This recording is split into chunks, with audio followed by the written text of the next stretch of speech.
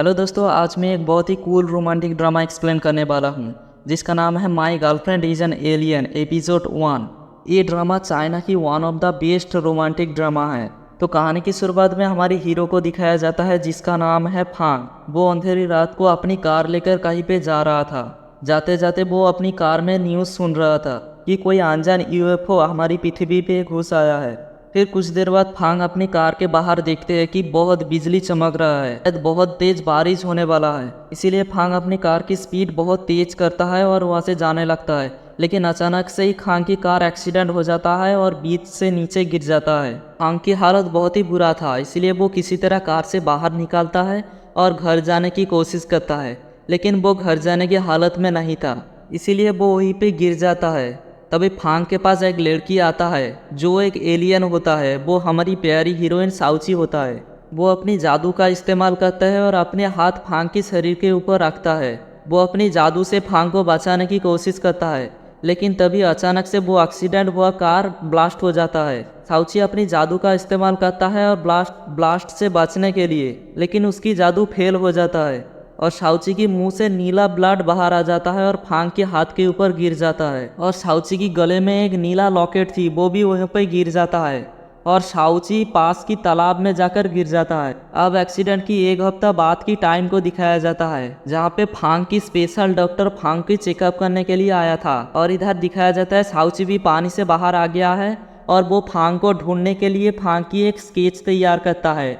लेकिन वो ऐसा केस तैयार करता है जिसमें फांग की कोई तस्वीर नहीं थी। वो कहता है कि मैंने ठीक से फांग की मुख नहीं देखा है। साउची के साथ एक कछुआ था जिसका नाम सुबू है, तो साउची की असिस्टेंट है। इसके बाद साउची एक शॉपिंग मॉल में जाता है अपने लिए कुछ ड्रेस खरीदने के लिए, लेकिन उसके पास कोई पैसा नहीं था। इसलिए वो अपनी मैजिक का इस्तेमाल करता है और उसी शॉपिंग मॉल में जो खूबसूरत ड्रेस थी वो अपने ऊपर ट्राई करने लगता है। तभी साउची की नज़र पड़ता है शॉपिंग मॉल में एक बहुत ही खूबसूरत शादी का जोड़ा टंगा हुआ था। साउची सबू को कहते हैं कि मैंने डिसाइड कर लिया, मैं इसी कपड़े पहन के ही बाहर जाऊंगा। लेकिन सबू बोलता है नहीं, पृथ्वी के लोग ये कपड़ा सिर्फ और सिर्फ शादी के वक्त ही पहनते हैं, तुम इसे अभी नहीं पहन सकते हो। लेकिन साउची बोलता है ये शादी क्या होता है, इस शादी के बारे में मुझे कुछ नहीं पता है। फिर साउची अपनी मैजिक का इस्तेमाल करता है और वो कपड़ा पहन लेता है। और साउची के पास कोई भी पैसा नहीं था, इसीलिए शॉपिंग मॉल की सिक्योरिटी उसे पकड़ने के लिए दौड़ के आता है। और साउची के पास पैसे नहीं है, इसीलिए साउची भी बचकर वहाँ से भागने लगता है।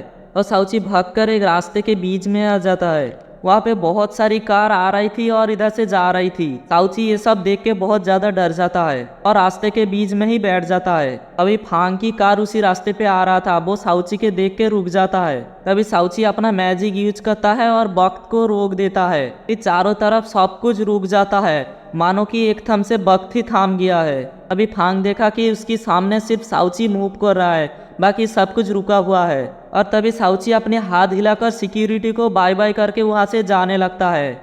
फिर साउची के जाने के बाद वहाँ पे सब कुछ पहले जैसा नॉर्मल हो जाता है। यहाँ पे सीन कट होता है और अगले सीन में दिखाया जाता है साउची से एक स्केच लेकर फांग को ढूंढने के लिए एक बार के अंदर आता है। लेकिन बार के अंदर जाकर वो फांग को ढूंढने की बजाय वो उन लोगों के साथ नाचने लग जाता है और साथ ही साथ वो स्केच की मदद से फांग को ढूंढने की कोशिश करता है। बार के कुछ लड़के साउची को दारू पिलाने के लिए बोल रहा था और साउची उन लोगों के साथ मिलके खुद ही दारू पी लेता है। फिर साउची उसी बार में एक बहुत ही खूबसूरत लड़के को देखते हैं जो बार के अंदर गाना गा रहा था। साउची उसे देख के बहुत ही इम्प्रेस हो जाता है और सोचता है शायद मैं जिसी लड़के की तलाश कर रहा था आखिरकार वो मुझे मिल ही गया। तभी साउची के पास उसी बार की ओनर आता है जिसका नाम मिस चाव है और वो साउची को कहता है आपने बहुत सारा शराब पी और अपनी दोस्त को भी पिलाया तो आपके बिल में ले आया। लेकिन साउची बोलता है मेरे पास तो कोई पैसे नहीं है। ये बोलने के बाद साउची वहाँ पे बेहोश हो जाता है। अगले दिन सुबह को जब साउची की नींद जागता है वो देखता है कि मिस सा उसकी बगल पे खड़ा हुआ है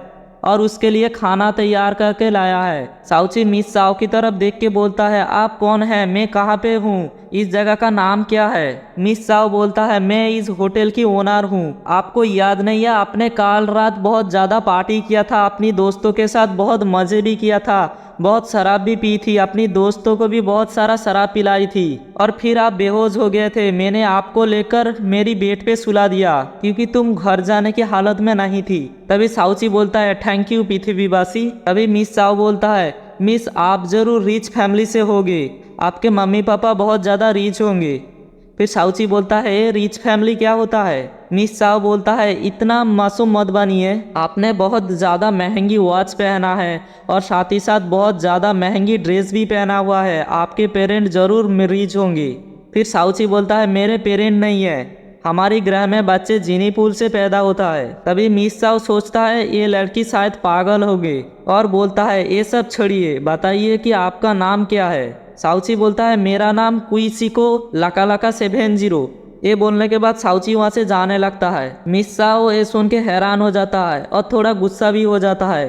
फिर वो जोर से बोलता है रुको ज़रा, तुम्हें पता है ना तुम्हें कितना ज़्यादा खर्च किया, कितना दारू पिया, रात भर सोया, तो ये सब कुछ मिला के मेरा हुआ 2 लाख रुपए। तो मेरा 2 लाख रुपए जल्दी से जल्दी पेमेंट करो और यहाँ से निकलो। साउची बोलता है मेरे पास तो कोई पैसे नहीं है, तो मैं तुम्हें क्या दूंगा। फिर मिस साओ बोलता है तुम्हारे हाथों पे बहुत महंगी वॉच पहना हुआ हो और बहुत ज़्यादा महंगी ड्रेस पहने हुए हो और बोल रहे हो कि तुम्हारे पास पैसे नहीं है और ऊपर से मुझे बुद्धू बना रहे हो। फिर साउची बोलता है ये वॉच तुम्हें पसंद आया तो फिर तुम ले लो। फिर साउची उसी वॉच को खोल के मिस साओ को दे देता है।